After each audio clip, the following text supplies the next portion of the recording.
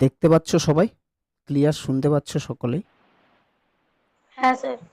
ওকে। হ্যাঁ স্যার। প্রথম কথা বলে রাখি যে তোমরা 5th সেমিস্টারে উঠে গেছো। তো যে কোনো সিলেবাস যখন তোমরা পড়বে বা নতুন কিছু পড়বে, সিলেবাস জানা একান্তই প্রয়োজন। সিলেবাসটা যদি তোমরা টোটালি জেনে নিতে পারো, তাহলে কিন্তু মনে রাখবে 50% পড়া কমপ্লিট হয়ে গেছে। এটাই মেন।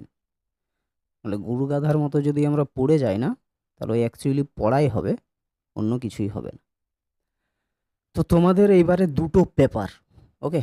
খুব ভালো করে কিন্তু সিলেবাসটা বোঝার চেষ্টা করবে, খুবই ভালোভাবে। তোমাদের এবারে দুটো পেপার রয়েছে, একটা হচ্ছে মেজর 6, একটা হচ্ছে মেজর 7, ঠিক আছে? মেজর সিলেবাস, মেজর 6-এর মধ্যে কি কি আছে প্রথমে আলোচনা করব, তারপরে মেজর 7 আলোচনা করব, এবং আজকের ক্লাসে আলোচনা করব এই মেজর 6 এর যে পিওয়াইকিউ, প্রিভিয়াস ইয়ারের যে কোশ্চেনটা রয়েছে, সেটাকে অ্যানালাইসিস করে আমরা এটা বোঝার চেষ্টা করব যে কোন কোন প্রশ্নগুলো, অর্থাৎ কোন কোন পার্টগুলো এবারে ইম্পর্ট্যান্ট। মেজর 6-এর ভিতরে যে সকল পার্টগুলো আছে সেগুলোর মধ্য থেকে কোনগুলো ইম্পর্ট্যান্ট আর কোনগুলো ইম্পর্ট্যান্ট নয়, এবং আজকেই বলে দেবো যে কোন দুটো লং কোশ্চেন এবারে আসবেই। এই কথাটা কিন্তু মাথায় রাখবে, এবং আজকের থেকেই কিংবা কালকের থেকেই সেই দুটো লং কোশ্চেন রেডি করে রাখবে, ঠিক আছে? আসবেই 10 নাম্বারের। এবারে তো 10 নাম্বারের সব প্রশ্ন চলে এসেছে। স্যার এটা ঠিকই। দুর্ভাগ্য এটা আমাদের যে যে প্রশ্ন বলেছি সব 10 নাম্বারের চলে এসেছে, একটাও বাদ নেই। আরে ভাই 5-এর 1-2টো দিলে হয়ে যেত, কিন্তু 5-এও আমাদের এসেছে না বলবো না, ছন্দ অলঙ্কারে তো সবই এসছে। শুধুমাত্র ভাষাতত্ত্বে 5 নাম্বারের দুটো, আমাদের 3টে কমন এসেছিল নাকি, অ্যাকচুয়ালি 4টে বলা চলে। হ্যাঁ, তোমাদের ওই যে পার্থক্যটা এসেছিল না, সেটা কি বলে, বিভাজ্য ধ্বনি অবিভাজ্য ধ্বনি, সেটা ওই স্বরধ্বনি যে জায়গাটা ওর অংশ থেকে এসেছিল। তো যাই হোক, সেটা আলাদা ব্যাপার। আমরা নতুন একটা জায়গায় ঢুকেছি, আমরা সিলেবাসটা দেখি। ওকে, প্রথমে আমরা দেখে নেব মেজর 6 এর টোটাল সিলেবাসটা, ঠিক আছে? বলো, দেখতে পাচ্ছ তো? ক্লিয়ার শোনা যাচ্ছে সবাই? হ্যাঁ স্যার। ও, দেখো,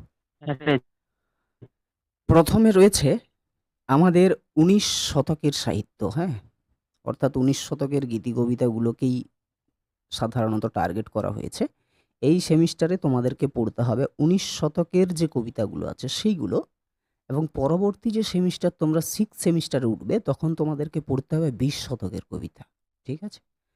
তো 19 শতকের যে কবিতা, সেগুলো দেখো কতগুলো রয়েছে, 1 2 3 4 5 6 7, টোটাল 7টা কবিতা কিন্তু তোমাদের রয়েছে এখানে। 7টা কবিতা আমাদেরকে পড়তে হবে। কি কি আছে? একটা হচ্ছে সুরবালা, বিহারাল চক্রবর্তীর লেখা। বঙ্কিম বিদায়, গোবিন্দচন্দ্র দাশের লেখা। বেলা শেষে, মানকুমারী বসুর লেখা। মানববন্দনা, অক্ষয় কুমার বড়ালের লেখা। নির্ঝরের স্বপ্নভঙ্গ, রবীন্দ্রনাথ ঠাকুরের লেখা।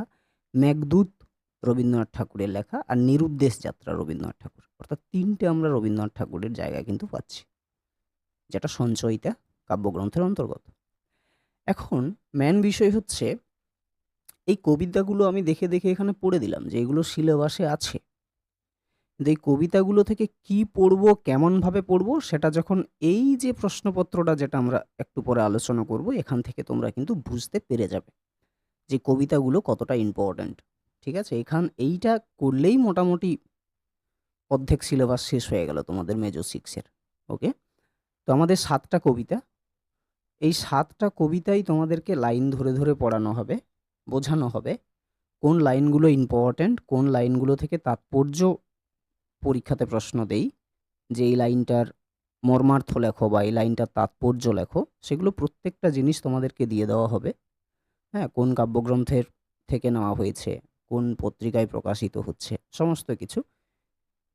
অর্থাৎ লং কোশ্চেন, শর্ট কোশ্চেন সব দিয়ে দেওয়া হবে, চাপের কিছু নেই। সাথে লাইন ধরে ধরে তোমাদেরকে পড়িয়ে দেওয়া হবে। ওকে, কবিতাগুলোকে নিয়ে কোনো চাপ নিও না, কেননা আমি কবিতা পড়াতে খুব বেশি ভালোবাসি। ওকে, এটা গেল। অর্থাৎ কটা কবিতা আছে তোমাদের টোটাল, মাথার ভিতরে ঢুকিয়ে রাখো। কটা আছে? 7টা। 7। এইটি যেন মাথার ভিতরে থাকে যে কটা কবিতা আছে, টোটাল 7টা কবিতা আছে। ওকে, এরপরে আছে বীরাঙ্গনা কাব্য, মাইকেল মধুসূদন দত্তের লেখা বীরাঙ্গনা কাব্য। ওকে, খুব ইম্পর্ট্যান্ট একটা টপিক এটা। হুম, বেটা এখানে মোট 11টা স্বর্গ রয়েছে বীরাঙ্গনা কাব্যে। 11টা স্বর্গের মধ্যে মোট 5টা স্বর্গ তোমাদেরকে পড়তে হবে। হুম, অর্থাৎ 5টা পাঠ, টোটাল 11টা পাঠ রয়েছে, 11টা পত্র, এগুলো তো সব পত্র জাতীয় কবিতা। তো এই 11টা পত্রের মধ্যে 5টা পত্র তোমাদের সিলেবাসে আছে। কি কি? একটা হচ্ছে আমাদের দুষ্মন্তের প্রতি শকুন্তলা, একটা হচ্ছে সোমের প্রতি তারা, একটা হচ্ছে লক্ষণের প্রতি শূর্পণখা, একটা হচ্ছে দশরথের প্রতি কেকই, আর একটা হচ্ছে নীলধ্বজের প্রতি জোনা। এটা তোমরা সকলেই পড়েছো মেবি ক্লাস 11-এ, পড়নি? তোমাদের সিলেবাসে ছিল না হ্যাঁ স্যার, নীলধ্বজের প্রতি জোনা? শকুন্তলাটাও পড়ি। এই জোনা পত্রিকা যখন পড়বে না, তখন শেষের গোটা কয়েক লাইন আছে যেগুলো পড়ে তোমাদের আশা রাখছি একটু হলেও কষ্ট হবে, একটু হলেও হৃদয়টা নড়ে চড়ে উঠবে। শেষের গোটা কয়েক লাইন জোনা যখন বলবে তখন, তো সেটা তখন দেখা যাবে। এই জায়গাটা তোমাদের কঠিন মনে হতে পারে, কেননা ভাষাগুলো একটু অন্যরকম। এই ভাষা বোঝাতে তোমাদের নীলধ্বজের প্রতি তোমরা জোনা পড়েইছ, পাশাপাশি তোমরা ওই অভিষেক কবিতাও পড়েছো। কার লেখা ছিল অভিষেক কবিতা? ক্লাস 10-এ অভিষেক মাইকেল পড়েছে, ইনারেই লেখা ছিল। মধুসূদন দত্ত। হ্যাঁ, কনক আসন তেজি বীরেন্দ্র কেশরী কি হেত মাতু গতি তব আজি ভবনে, এরকম টাইপেরই আছে এখানে। তো এর ভাষাগুলো দেখে আটোসাটো ভাষা, খুব কঠিন, এগুলো ভেবে কোনো লাভ নেই। যখন পড়বে, এর মানে যখন বুঝবে, তখন দুর্দান্ত লাগবে যে একটা মেয়ে অস্ত্র ছাড়াই কিভাবে সে নিজের অধিকার আদায় করার জন্য লড়তে পারে। সেই অধিকার কোনো মানে ওই যে একটা প্রবঞ্চনা করছে, ওর সাথে খারাপ কিছু করে অধিকার আদায় করছে, সেরকমটা কিন্তু নয়। মানে এখানে এই যে ধরো এই যে শকুন্তলা ব্যক্তিটা, যে ক্যারেক্টারটা আছে, হ্যাঁ, বীরাঙ্গনারও মধুসূদন দত্তের একজন শকুন্তলা, আর কালিদাসের অভিজ্ঞানম শকুন্তলার একজন শকুন্তলা। কালিদাসের শকুন্তলা, ওকে ও একজনের সাথে প্রেম করলো, বা হ্যাঁ ধরে নাও, এরপরে ও যদি ওকে ছেড়ে চলে গেল, তাহলে ওর কোনো নেই, কোনো কিছু নেই, মানে একদম পিওর লাভ, ওয়ান সাইড, ঠিক আছে, মানে ও চুপচাপ দিয়ে বসে থাকবে। কিন্তু এখানে যে শকুন্তলা, এ এ কিন্তু ওই গান্ধীবাদী কিন্তু নয়, এ কিন্তু মুখে চড়িয়েও দিতে পারে যে বেটা প্রেম করবি, নাটক মারাচ্ছ এখানে, এইসব চলবে না, ঠিক আছে।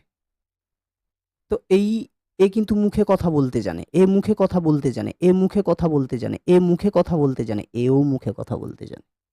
সেই দিক দিয়ে এরা বীরাঙ্গনা, কোনো অস্ত্র হাতে বীরাঙ্গনা নয়, ঠিক আছে। তো দুর্দান্ত জায়গা, আমরা যখন পড়বো তখন বুঝবো।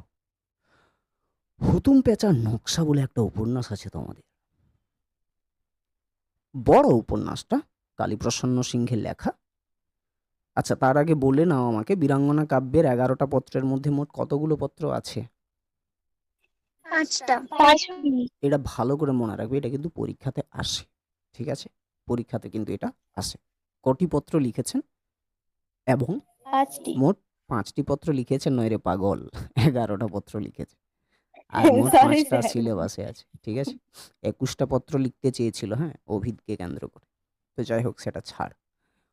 হুতুম পেঁচার নকশা বলে উপন্যাস রয়েছে তোমাদের একটা, সম্পূর্ণ উপন্যাসটা নয়, কেউ চাইলে বই কিনতে পারো উপন্যাসটা, আবার চাইলে আমি এই পার্টগুলোর ছবি তুলে পিডিএফ করে তোমাদেরকে পাঠিয়ে দেবো, যদিও প্রত্যেকটা জায়গা থেকেই দিয়ে দেবো পিডিএফ, যার যার বই কেনার ইচ্ছা আছে কিনে নিতে পারো, আর না হয় আমি তো পিডিএফ দেবই, যেটা ইচ্ছে তোমাদের। হুতুম পেঁচার নকশার মধ্যে দেখো, কলিকাতার বারোয়ারি পূজা রয়েছে, এটা একটা পার্ট, মিউটিনি একটা পার্ট, মোরাফেরা একটা পার্ট, রামপ্রসাদ রায় একটা পার্ট, দুর্গোৎসব একটা পার্ট। তাহলে কটা? 1টা, 2টো, 3টে, 4টে, 5টা, এই 5টে পার্ট কিন্তু আমাদেরকে পড়তে হবে এখান থেকে। ঠিক আছে? এই 5টে পার্ট পড়া হবে। পদ্মিনী উপাখ্যান একটা আমাদের কাব্য, রঙ্গলাল বন্দ্যোপাধ্যায়ের দুর্দান্ত একটা কাব্য। মনে করো মনে করো হেদো পাশের গ্রামের একটা ছেলে। ঠিক আছে? এখান থেকে জেদোর গ্রামের দূরত্ব মোটামুটি ধরে নাও 10 কিলোমিটার। ওকে? 10 কিলোমিটার। এরপরে জেদোর গ্রামে একটা অসম্ভব সুন্দরী মেয়ে এলো। অসম্ভব সুন্দরী মেয়ে। মানে যার দিকে তাকালে এই পৃথিবীতে এমন কোনো পুরুষ জন্মায়নি যে তার দিকে সে আকৃষ্ট হবে না। অসম্ভব সুন্দরী সমস্ত দিক দিয়ে। আচ্ছা বলো তো একটু খেয়াল করে তোমরা, এইখানে যে জেদোর গ্রামে যে মেয়েটা অপরূপ একটা মেয়ে এলো, সুন্দরী মেয়ে এলো, এর রূপের কাহিনী বা এর রূপের বর্ণনা এই 10 কিলোমিটার অতিক্রম করে হেদোর গ্রামে পৌঁছাতে কি বেশিক্ষণ সময় লাগবে? বলো, বেশিক্ষণ সময় লাগবে? জাস্ট আমাকে এটা বলো। না স্যার। তোমাদের কলেজেই দেখো না, হয়তো মনে করো অন্য ডিপার্টমেন্টের দুর্দান্ত একটা মেয়ে আছে, প্রত্যেকটা ডিপার্টমেন্টের ছেলে কিন্তু এই মেয়েটাকে চিনবে। হয় এরকম, বাতাসে বাতাসে না ছড়িয়ে যায়। তো দুটো ক্যারেক্টার আছে এখানে, একটা হচ্ছে ভিলেন ক্যারেক্টার আর এটা হচ্ছে হিরো ক্যারেক্টার। কে কে সেটা বলছি না। হিরোর স্ত্রী হচ্ছে পদ্মিনী। পদ্মিনীর রূপের বর্ণনা যখন শুনতে পায় এই ভিলেন, তখন সে অ্যাটাক করে এইখানে। অর্থাৎ বাতাসে বাতাসে রূপের বর্ণনা ছড়াতে ছড়াতে ভিলেনের কাছে পৌঁছায়। ঠিক আছে? তো দুর্দান্ত একটা জায়গা। তো তাদের ওই যুদ্ধের যে জায়গাটা সেটা এখানে রয়েছে। এইখানে দেখো। আর এদের সৈন্য সেনাপতি ও অন্যান্য ক্ষত্রিয় রাজাদের যুদ্ধে উৎসাহ দেওয়ার জন্য ভীমসিংহের আহ্বান পর্যন্ত। মানে বুঝতে পারছো তো, যে যুদ্ধ করতে আসবে যারা ক্ষত্রিয়, স্বাধীনতাহীনতায় কে বাঁচিতে চায় হে কে বাঁচিতে চায়, দাসত্ব শৃঙ্খল বলো কে পরিবে পায় হে কে পরিবে পায়, এটাই হচ্ছে উৎসাহ বাক্য। দুর্দান্ত একটা লাইন এখান থেকে পরীক্ষাতে প্রশ্ন আসে। তো ওই যুদ্ধ থেকে শুরু করে ভীমসিংহের আহ্বান পর্যন্ত, এবং তাদেরকে কিভাবে উৎসাহ দিচ্ছে ক্ষত্রিয় রাজাদের বা তার সৈন্য সেনাপতিদের, সেই জায়গাটা আমাদেরকে এখানে পড়তে হবে। অর্থাৎ পুরো পদ্মিনী উপাখ্যান যেটা রয়েছে সেটা আমাদের পড়ার দরকার নেই। এটা হচ্ছে আমাদের কি বলতো, এটা হচ্ছে তোমাদের মেজর 6-এর সিলেবাস, আর কিন্তু কিছু নেই। দেখো তাহলে কটা পার্ট আমরা পেলাম মেজর 6 থেকে? একটা পেলাম কবিতার জায়গা, একটা পেলাম পত্রের জায়গা, একটা উপন্যাস ঢুকে আছে, আর একটা পেলাম কাব্য। কাব্য বলা যাবে না, উপাখ্যান আর কি। ঠিক আছে? পদ্মিনী উপাখ্যান কাব্যই বলতে পারো, মানে কাহিনী জাতীয় কাব্যকে উপাখ্যান বলা হয়। ওকে? বলো, ব্যাপারটা ক্লিয়ার হয়েছে তোমাদের কি কি আছে? তাহলে বলো আমাকে, কবিতা কতগুলো আছে মোট? 7টি। 7টি না?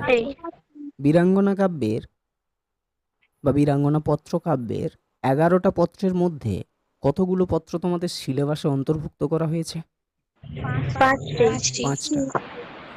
হুতুম পেঁচার নকশাতে নির্বাচিত অংশ কতগুলো তোমাদের সিলেবাসে? 5টা। আর পদ্মিনী উপাখ্যান, তাই না? সেটাও একটা নির্বাচিত অংশ আমাদের রয়েছে।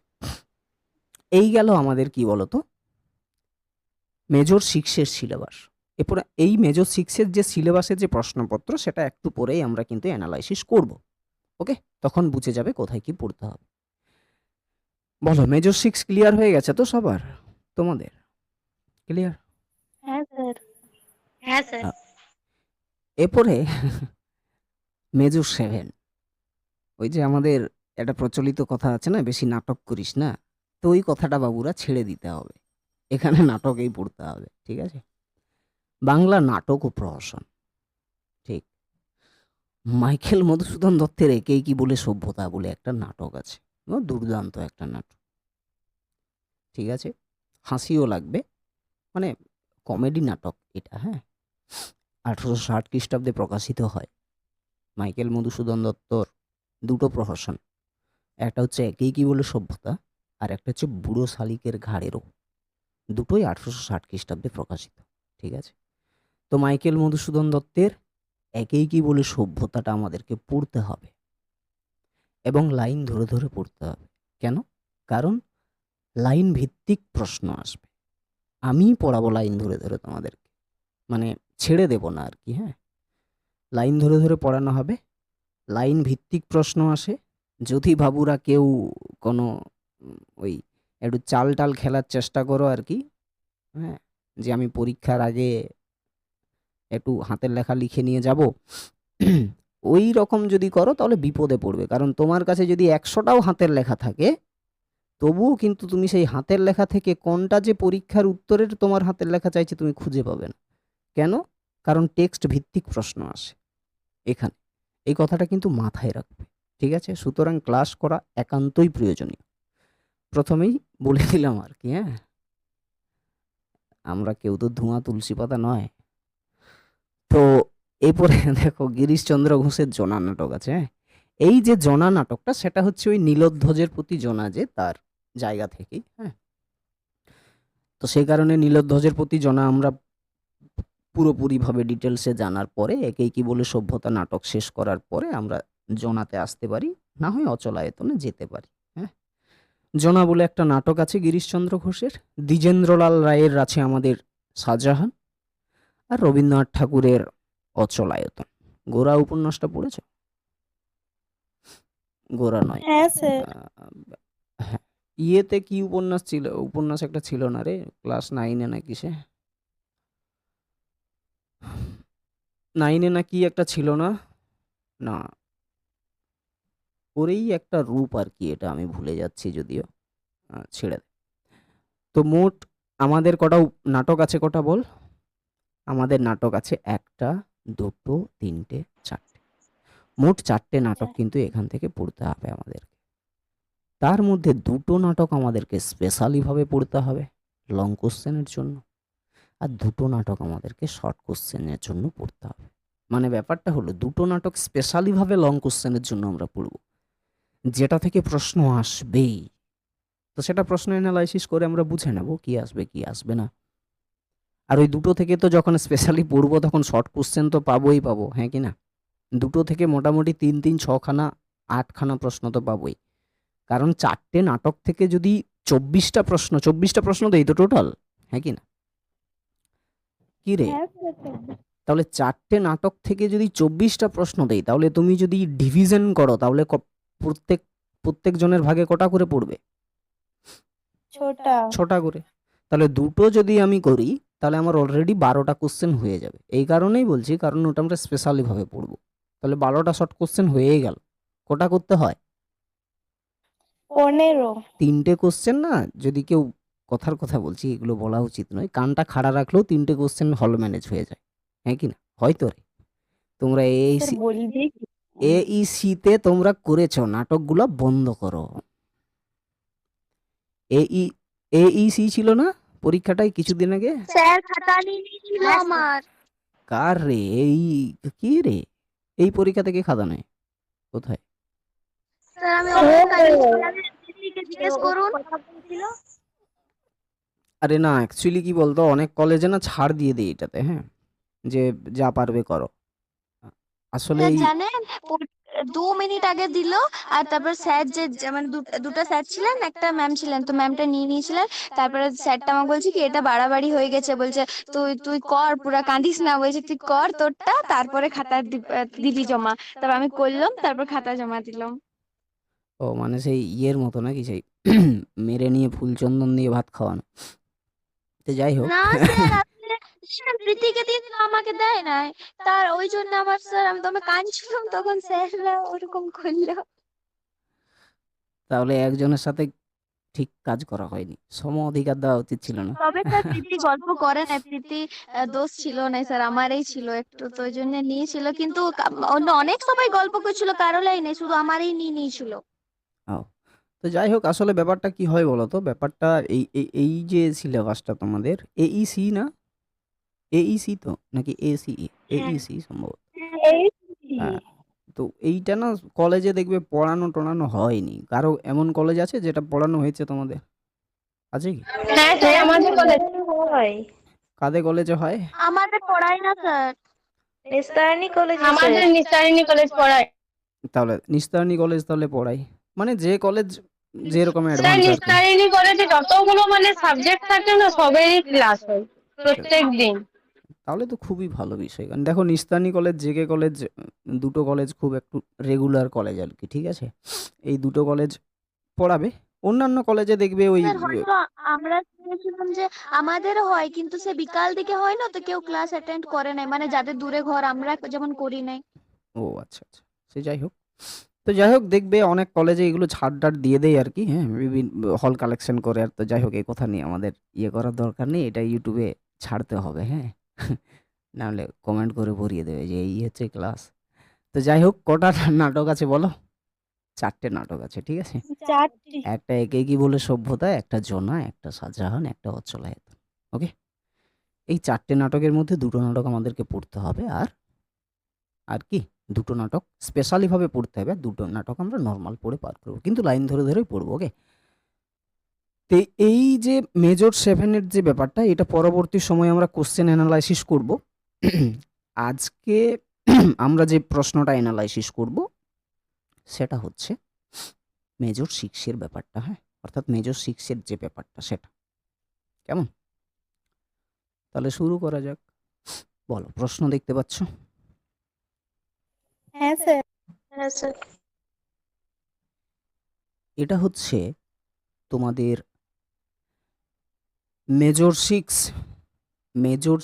এর কোশ্চেন পেপার আগের বছরে।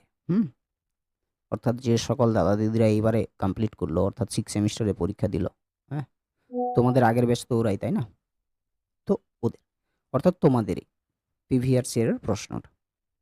তো এটা আমরা এখন অ্যানালাইসিস করে এটা বোঝার চেষ্টা করব যে আমাদেরকে কেমনভাবে পড়তে হবে এই মেজর 6 এর পুরো পার্টটা। এইটা একটু ভালো করে শুনবে, ঠিক আছে? দেখো প্রথমে প্রশ্ন কি রয়েছে, আমি শর্ট কোশ্চেনগুলো প্রথমে আলোচনা করছি, তাহলে একটা ধারণা আসবে তোমাদের যে শর্ট কোশ্চেনগুলো কিভাবে তৈরি করবে, হ্যাঁ? নাহলে ওই সহায়িকা দেখে কি একটা বাজার চলতি বৈতরণী পার বার হয় না ভব সংসার পার করার জন্য, ওইখান থেকে শর্ট কোশ্চেন মুখস্থ করে চলে গেলে কিন্তু হবে না। টেক্সট পড়তে একটা কোশ্চেন না হলে কমন পাবে না। ফার্স্ট কোশ্চেন দেখো, গুনবে কটা থেকে কি কটা আসছে, আমি প্রত্যেকটা থেকে বলে দেবো কোথা থেকে নেওয়া হচ্ছে। সুরবালা কবিতাটি কোন কাব্যগ্রন্থের অন্তর্গত? কবিতাটির শুরুতে কোন প্রাচীন কবির রচনার উদ্ধৃতি ব্যবহার করেছেন কবি? জাস্ট কোশ্চেনটা দেখে এটা আন্দাজ করো যে কবিতা থেকে কেমন প্রশ্ন আসছে। তাহলে একটা প্যাটার্ন হলো যে এই যে 7টা যে কবিতা আছে, এই 7টা কবিতা কোন কাব্যগ্রন্থের অন্তর্গত এটা কিন্তু আমাদেরকে পড়তে হবে, জানতেই হবে। কোনো কবিতাতে যদি কোনো স্পেশালি কোনো কিছু মেনশন করা থাকে, এখানে যেমন দেখো একটা প্রাচীন কবির মানে একটা উদ্ধৃত বাক্য বা লাইন ব্যবহার করা আছে, সেই জায়গাটাই বলতে চাওয়া হয়েছে। আর এটা খুবই কমন একটা কোশ্চেন, যিনিই পড়াবেন উনিই বলে দেবেন যে এই জায়গাটা থেকে প্রশ্ন আসবেই, ভালো করে এটা মুখস্থ করে রাখবে। তাহলে আমাদের বলার বিষয় হলো যে কোন কাব্যগ্রন্থের অন্তর্গত, এটা কিন্তু আমাদেরকে মুখস্থ করতেই হবে।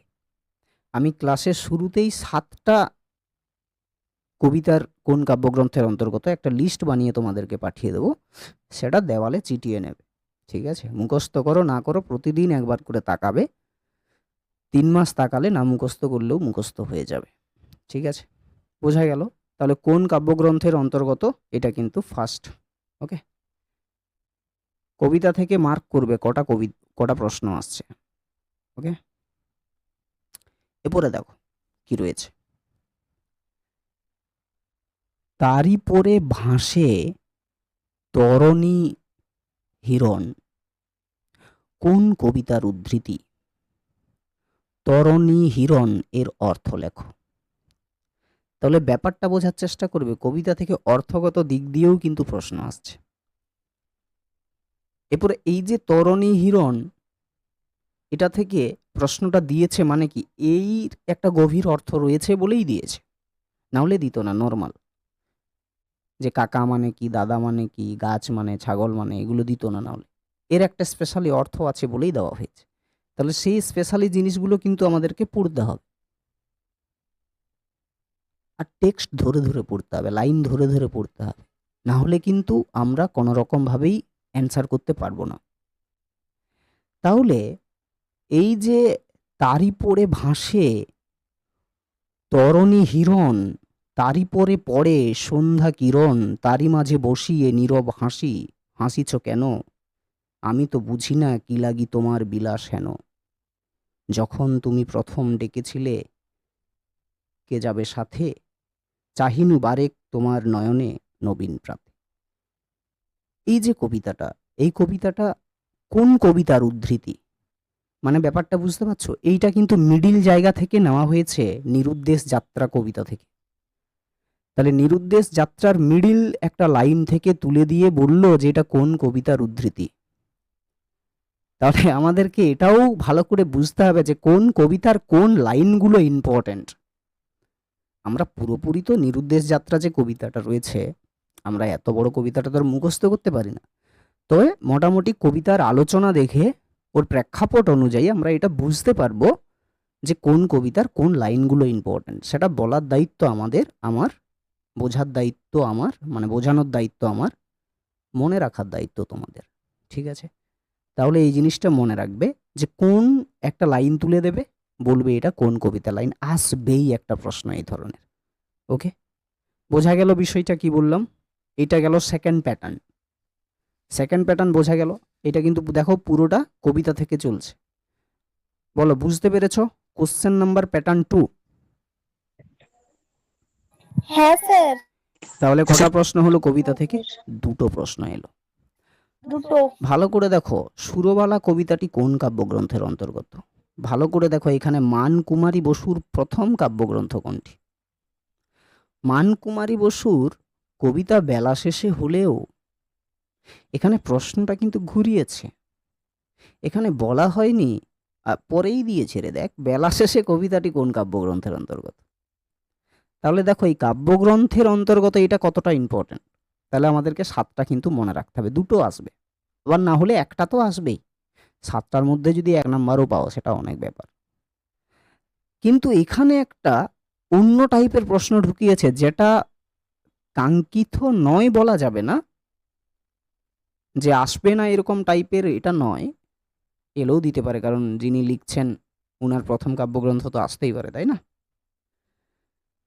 তো এই মানকুমারী বসুর প্রথম যে কাব্যগ্রন্থ সেটার নাম হচ্ছে প্রিয় সঙ্গী, 1884 খ্রিস্টাব্দে প্রকাশিত হয়। তো আমাদেরকে এই দিক দিয়েও কিন্তু মনে রাখতে হবে যে সকল আমরা কবির কবিতাগুলো পড়ব তাদের প্রথম কাব্যগ্রন্থের নামটুকুটা মনে রাখার। ঠিক আছে? তো তোমাদেরকে মনে রাখতে হবে না, আমি এই কৌশলে ওই প্রতিদিন ঘেঁটে ঘেঁটে ঘেঁটে ঘেঁটে বলে বলে মুখস্থ মাথায় ঢুকিয়ে দেবো, তাহলে মনে থেকে যাবে তোমাদের। তোমাদের মুখস্থ করতে বলবো না এই জায়গাটা, কারণ এটা খুব মানে ওই কি বলে না যে by chance 99% no chance 1% by chance, সেরকম টাইপের একটা কোশ্চেন।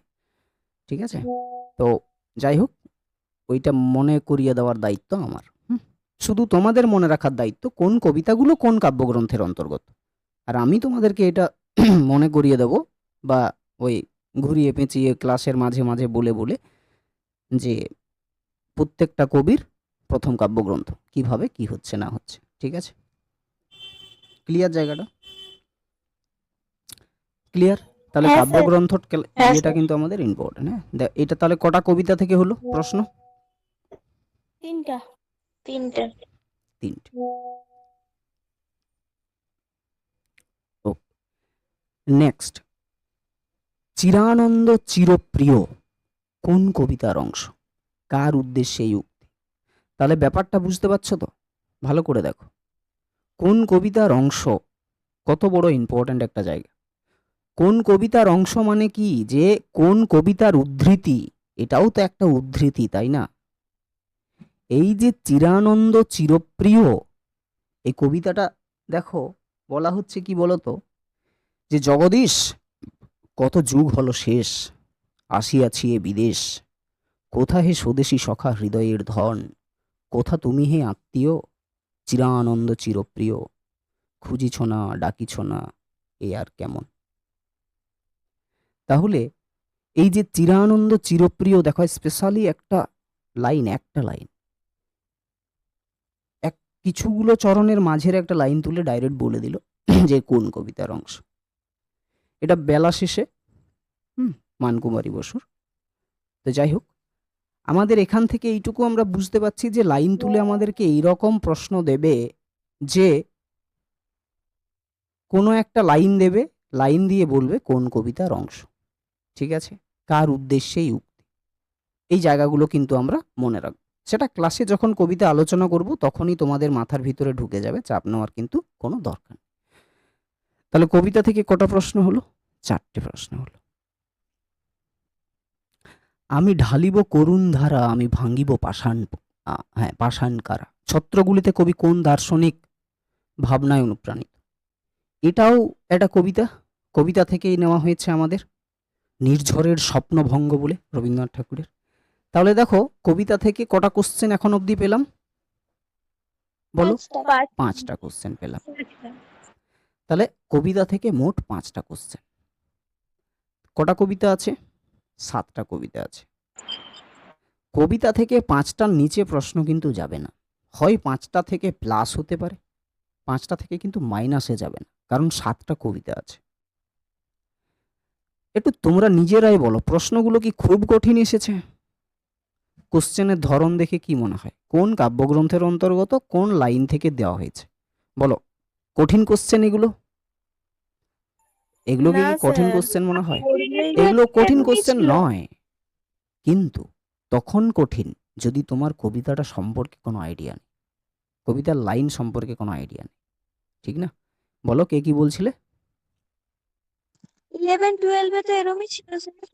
হ্যাঁ, তাহলে কবিতা থেকে মোট 5টা প্রশ্ন এলো। 11-12 সত্য যে কঠিন, কঠিনেরে ভালোবাসিলাম, সে কখনো করে না প্রবঞ্চনা। হুম, এই ওই আর কি, প্রবঞ্চনা বঞ্চনা, যাই হোক। তো এই যে ছোট ছোট কবিতাগুলো যেগুলো আছে, কি কি ছিল তোমাদের ক্লাস 12-এ কবিতা? রূপনারায়ণের কুলে ছিল, শিকার ছিল, ক্রন্দনতা জননীর পাশে ছিল, মহুয়ার দেশ ছিল, হ্যাঁ কি না, আর শিকার ছিল। এই 5টা কবিতা ছিল। এই ছোট ছোট কবিতা তোদের সেখান থেকে সহজ আছে, কিন্তু এই কবিতাগুলো একবার দেখবি না কত বড় বড়। এই কবিতাগুলো থেকে এই যে এই প্রশ্নগুলো, এগুলো সহজ, এইগুলো সহজ। এই লাইনটা মোটামুটি 13-14টা লাইনের পরে রয়েছে। তাহলে ভাবো হঠাৎ করে যদি এই একটা মিডিল থেকে তুলে দেয় না, ঘাম বেরিয়ে যাবে। কবিতাটা মুখস্থ করা খুবই বেশি প্রয়োজন সেই জন্য। কিন্তু আমরা ওই পড়তে পড়তে, অভিষেক কবিতাটির মতো তো। হ্যাঁ, অভিষেক কবিতা, ওইটা তোমার এগুলো যে কি জিনিস বেরিয়ে গেছো, ঠিক আছে, SMS করার কি দরকার? ওকে, তাহলে মোট 5টা আমাদের কবিতা থেকে প্রশ্ন আমরা পেলাম। মাথার ভিতরে রাখবে যে 5টা থেকে মাইনাস হবে না, 5টা থেকে প্লাস হতে পারে। হ্যাঁ, 7টা কবিতা তো 5টা প্রশ্ন ওদেরকে দিতেই হবে। ক্লিয়ার হয়েছে জায়গা? ক্লিয়ার কবিতা থেকে? হ্যাঁ ওকে, স্যার। এরপরে দেখো, এরপরে জিনিসগুলো দেখো। কে শিখালো ধনুর বেদ, বহিত্র চালনা, চর্ম পরিধান, ধনুর্বেদ, বহিত্র শব্দগুলির অর্থ লেখো। বীরাঙ্গনা কাব্য থেকে। তাহলে আমাদেরকে অর্থগত দিক দিয়ে স্পষ্ট ধারণা কিন্তু রাখতে হবে। বীরাঙ্গনা কাব্য থেকে একটা প্রশ্ন হলো। সোমের প্রতি তারা বীরাঙ্গনা কাব্যের কত সংখ্যক পত্র, তারার পরিচয় দাও। 2টো প্রশ্ন হলো। তাহলে ভালো করে বুঝবে, দুষ্মন্তের প্রতি শকুন্তলা, সোমের প্রতি তারা, লক্ষণের প্রতি সুর্পনখা, দশরথের প্রতি কেকই, আর নীলধ্বজের প্রতি জনা। প্রত্যেকটা ক্যারেক্টারের 2 নাম্বারের করে পরিচয় আমাদেরকে জেনে রাখতে হবে। পাশাপাশি আমাদেরকে জানতে হবে কোনটা কত সংখ্যক, ঠিক না, কোনটা কত সংখ্যক পত্র 11টার মধ্যে। এইটা কিন্তু একটা ভালো ধারণা। একটা প্রশ্ন এরকম ভাবে আসবেই। নীলোধ্বজের প্রতি জনা কত সংখ্যক? 11 সংখ্যক মাথার ভিতরে ঢুকিয়ে রাখবে, এটা কিন্তু খুব ইম্পর্টেন্ট। হয়তো দিলে এরকম দিয়ে দিল যে বীরাঙ্গনা কাব্যের প্রথম এবং শেষ স্বর্গের নাম লেখো, বা প্রথম সংখ্যক পত্রের নাম লেখো এবং শেষ সংখ্যক পত্রের নাম লেখো। প্রথমেরটা হচ্ছে দুষ্মন্তের প্রতি শকুন্তলা, আর শেষেরটা কি বলো? নীলধ্বজের প্রতি জনা। ওকে, তাহলে এটা একটা কনসেপ্ট আমাদের গেল। ওকে, দুটো প্রশ্ন। জনক জননী তেজিলা শৈশবে মরে, জনক জননীর নাম উল্লেখ করো। এটাও বীরাঙ্গনা কাব্য থেকে, দুষ্মন্তের প্রতি শকুন্তলা থেকে নেওয়া হয়েছে। তাহলে দেখো, ভালো করে দেখো, লাইন তুলে প্রশ্ন দিল জনককে আর জননীকে, কার না শকুন্তলার, সেটা জানতে চাইছে। Simple question. কটা হলো? 3টে। ধর্ম শব্দ মুখে, গতি অধর্মের পথে, কার সম্বন্ধে কেনে কথা বলা হয়েছে? এটাও বীরাঙ্গনা কাব্য থেকে। দশরথের প্রতি কেকই নামক যে পত্রটা রয়েছে সেটা। দশরথ একটা দিয়েছিল, কথা দিয়েছিল তার পুত্র ওই অভিষেক করার জন্য, রাজ্যে অভিষেক করার জন্য, কিন্তু পরবর্তী সময় সে তার কথা রাখছে না। সে ধর্মের মতো কথা বলে নিয়ে তারপরে তুমি গতিকে অধর্মের মতো করছো, অধর্মের পথে চলছো। যখন পড়বো আরো স্পেশালি ভাবে জানবো এটা। তাহলে এখানে দেখো, উক্তি প্রত্যুক্তি থাকবে, কেউ কাউকে বলবে। বিশেষ করে আমাদের জায়গাটা হবে যে মেয়েটা বলছে, পুরোটাই তো মেয়েটা বলছে, কারণ এটা পত্রতেই তো লিখছে। কোন কোন লাইনগুলো ইম্পর্ট্যান্ট সেই জায়গাগুলো কিন্তু আমাদেরকে খুঁজে বার করতে হবে, সেটার দায়িত্ব কিন্তু আমার। ঠিক, সেগুলো আমি তোমাদেরকে বলে দেবো। তাহলে কটা কোশ্চেন হলো বলো? 1টা 2টো 3টে 4টে কোশ্চেন হয়ে গেল। দেখো, তারপরে দেখো, দুষ্মন্তের প্রতি শকুন্তলা পত্রটি কোন ছন্দে রচিত? অমৃতাক্ষর ছন্দ, সকলেই জানো। এই পত্রের 2টি চরণ উদ্ধৃত করো। প্রশ্নটা ভালো করে দেখো, পরের প্রশ্নটা কি লেখা আছে? এই পত্রের 2টি চরণ উদ্ধৃত করো। মানে বাবু এখানে বলেনি প্রথম 2টি, শেষ 2টি, মাঝের 2টি, যে কোনো 2টি পরপর দিলেই হবে, কিন্তু আমরা চেষ্টা করব সবসময় প্রথম 2টি দেওয়ার। ঠিক, প্রথম 2টি দেওয়ার, এরকম কিন্তু প্রশ্ন আসে। এগুলো কিন্তু খুব ইম্পর্ট্যান্ট একটা প্রশ্নের প্যাটার্ন, যে বলে দেবে যে এই পত্রটির প্রথম 2টি চরণ লিখো, কারণ 2 নম্বরের প্রশ্ন। লিখে দেবে যে এই পত্রটির প্রথম চরণ এবং শেষের চরণটি লেখো। কবিতাগুলো থেকেও সেম, কবিতাগুলো থেকেও একটা প্যাটার্ন হয় যে এই কবিতাটির প্রথম লাইনটি লেখো এবং শেষ লাইনটি লেখো। এই কবিতাটির প্রথম 2 লাইন লেখো, প্রথম 2টি চরণ তুমি লিখো। বোঝা গেল বিষয়টা? সেই দিক দিয়ে আমাদেরকে কিন্তু করতে হবে। তাহলে কটা কোশ্চেন হলো এখন পর্যন্ত? 5টা। 5টা। ধীবর জননী পিতা ব্রাহ্মণ, জননী ও পিতা কারা? কোশ্চেনের দেখলেই বুঝতে পারবে, এটাও আমাদের কি বীরাঙ্গনা কাব্য থেকে। কটা হলো? 6টা। জনম মম মহাঋষিকুলে, তবু চণ্ডালিনী আমি, এটাও বীরাঙ্গনা কাব্য। এই দেখো, বীরাঙ্গনা কাব্যে কোন নায়িকা কেন এমন মানে খেদ প্রকাশ করেছে আর কি, কেন এমন কথা বলেছে। কটা হলো? 7টা। তাহলে ওয়েটেজটা কার বেশি? ওয়েটেজটা কার বেশি? বীরাঙ্গনা কাব্যের। কটা প্রশ্ন এসছে বাবুরা? 7টা প্রশ্ন এসছে। কটা আছে পত্র? 5টা পত্র আছে।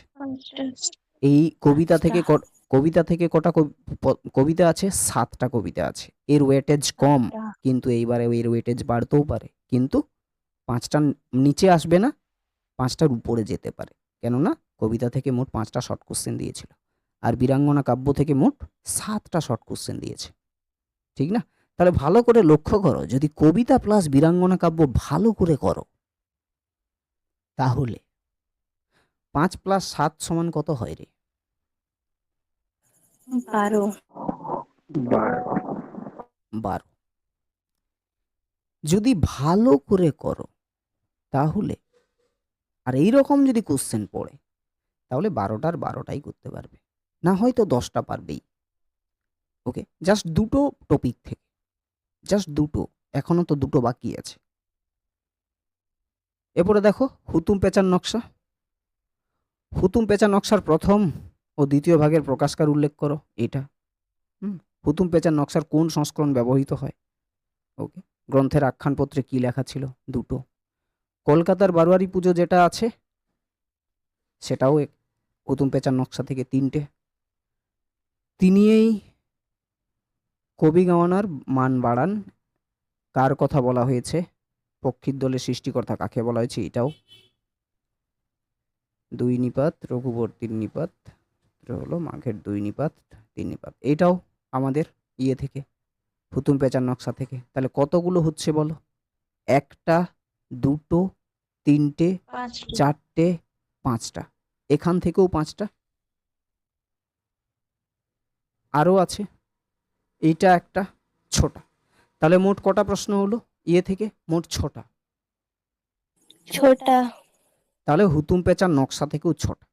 তাহলে হুতুম পেঁচার নকশা থেকে যদি 6টা ধরি, আমি ধরো না 5টাই আসুক না, তাও কোনো সমস্যা নেই। এর যে 5টা ভাগ আছে না, খুব ছোট ছোট ভাগ, ইজিলি সেখান থেকে কোশ্চেন করা যাবে। হুতুম পেঁচার নকশা প্লাস কবিতা প্লাস বীরাঙ্গনা কাব্য, এই 3টে থেকেই তোমাদের কমপ্লিট হয়ে যাবে। কিন্তু আমরা টার্গেট করব স্পেশালি ভাবে কবিতা, হুতুম পেঁচার নকশা, বীরাঙ্গনা কাব্যের কয়েকটা পত্র যেখান থেকে প্রশ্ন দেওয়ার সম্ভাবনা বেশি সেটা টার্গেট করব। আর পদ্মিনী উপাখ্যান থেকে আমিই বলে দেবো কোন কোন জায়গাগুলো থেকে শর্ট কোশ্চেন দিতে পারে, কোন কোন লাইনগুলো থেকে। ঠিক, কারণ সহজ সহজ কোশ্চেন আসবে পদ্মিনী উপাখ্যান থেকে। পদ্মিনী উপাখ্যান কোন শ্রেণীর কাব্য? প্রকাশকাল, সহজ কোশ্চেন, ঠিক না? পদ্মিনী উপাখ্যান কাব্যে কেশর কেলি, শ্রী পঞ্চকল্যাণ, এগুলি কিসের নাম? কোন প্রসঙ্গে কথা এসছে? এরকম লাইন দিতে পারে। পরিতৃপ্ত হব তাই তোমার ঘুচিব দায়, যদি রাখো আমার বচন, কে কিভাবে পরিতৃপ্ত হতে চেয়েছেন? পদ্মিনী কার কন্যা? পদ্মিনীর প্রিয় সখীর নাম উল্লেখ করো। পদ্মিনীর উপাখ্যান কাব্যে কতগুলো পত্রের উল্লেখ রয়েছে? ভীমসিংহের জ্যেষ্ঠ পুত্রের নাম লেখো। সহজ সহজ প্রশ্ন, এরকমই প্রশ্ন দেবে, শুধু আমাদেরকে টেস্টগুলো পড়ে পড়ে উত্তরগুলো খুঁজে নিতে হবে। কটা আসছে দেখো? 1টা, 2টো, 3টে, 4টে, 5টা। তাহলে একটু ভালো করে বলো, 5টা করে তো প্রতিটা থেকে প্রশ্ন আসছেই রে ভাই, হ্যাঁ কি না? হ্যাঁ আসছে। স্যার। এবারে টার্গেট তোমাদের, কোনটা তোমাদের ভালো লাগবে আর কোনটা তোমাদের ভালো লাগবে না। ঠিক, টার্গেট তোমাদের। আমি পড়িয়ে যাব যে জায়গা থেকে তোমাদের ভালো লাগবে, যে আমি এই জায়গায় আমার ভালো কনসেপ্ট ক্লিয়ার হচ্ছে, আমি তো কনসেপ্ট ক্লিয়ার করে দেবো, কিন্তু তার মধ্য থেকেও তোমাদেরও তো একটা ভালো লাগার জায়গা আছে, তাই না? সেই স্যার। জায়গাটা তোমরা ধরবে। কিন্তু মনে রাখবে, 4টে পাঠ, 5টা করে প্রশ্ন আসবেই। 4টে পাঠ, 5টা করে প্রশ্ন আসবেই। বীরাঙ্গনা কাব্যে সব থেকে বেশি প্রশ্ন আসবে, কবিতা থেকে প্রশ্ন আসবে। কবিতা আমরা একদমই ছাড়বো না, একটা প্রশ্নের উত্তর যেন বাদ না যায় কবিতা থেকে। কাব্য আমরা ছাড়বো না, পত্রকাব্য। আর আমাদের যেটা হুতুম পেঁচার নকশা আছে সেটাও কিন্তু আমরা ছাড়বো না। কেন? কারণ জায়গা ছোট, বুঝতে ভালো পারবে, কাহিনীর মতো, আর ছোট ছোট টপিক 5টা। ঠিক, বোঝা গেল বিষয়টা? এই হচ্ছে বিষয়। এরপরে দেখো 5 নাম্বারের মানব বন্দনা থেকে একটা এসছে এখানে, ঠিক আছে? আর ছিন্ন আশা, ছিন্ন ভাষা সাজাইলে বঙ্গভাষা, শীতের চিচির, এটা গোবিন্দচন্দ্র দাশের লেখা। আমাদের এই কবিতা থেকে একটা এসছে। তাহলে দুটো কবিতা থেকে 2টো 5 আসছে।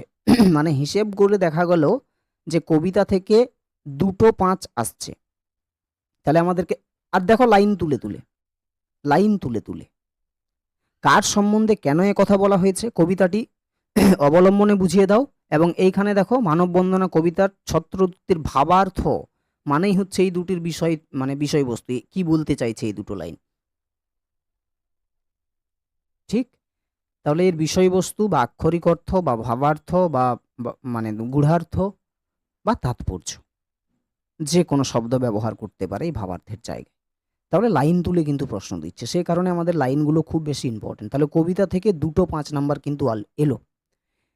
ক্ষত্রকুলবালা আমি ক্ষত্রকুলবধূ, নীলধ্বজের প্রতি জনার উক্তি এটা। তাহলে দেখো জনার চরিত্রটা এসছে এখানে। উক্তিটির আলোকে বক্তার চরিত্রের স্বতন্ত্র দিকটি, মানে তোমাদের যেমন ছন্দ অলঙ্কারে ডাইরেক্ট স্বরবৃত্ত ছন্দ দেইনি, পরীক্ষা থেকে দিয়েছিল, কি দিয়েছিল তোমাদের? দলবৃত্ত ছন্দ কাকে বলে, তাই না? দলবৃত্ত ছন্দ। ঠিক সেই রকম এখানে করেছে কি না, একটা লাইন তুলে দিল, সেই লাইনটা কার উক্তি এবং এই উক্তিটির আলোকে চরিত্রটা বিশ্লেষণ করো, ঠিক না? এই হচ্ছে বিষয়। তাহলে এটা মানে নীলধ্বজের প্রতি জনা থেকে একটা প্রশ্ন এলো, বীরাঙ্গনা কাব্য থেকে। বীরাঙ্গনা কাব্যে পাঠ্যপত্রের পাশ্চাত্য প্রভাব আলো, এইগুলো এমএ লেভেলের কোশ্চেন, তো ভালো একটা কোশ্চেন দিয়েছে এখানে। তাহলে বীরাঙ্গনা কাব্য থেকে মোটামুটি আমরা দুটো প্রশ্ন পেলাম 5-এর। হ্যাঁ, এটা হচ্ছে হুতুম পেঁচার নকশা থেকে, হুতুম পেঁচার নকশা থেকে। তাহলে হুতুম পেঁচার নকশা থেকে আমরা দুটো পেলাম। কটা করে আসছে রে প্রশ্ন সিকোয়েন্স তো বুঝতেই পেরে গেলে, প্রত্যেকটা থেকে কটা করে আসছে, দুটো করে। কটা টপিক আছে, চারটে। তাহলে ডিভিশনটা বুঝতে পারছো তো, 4 দুগুণে 8।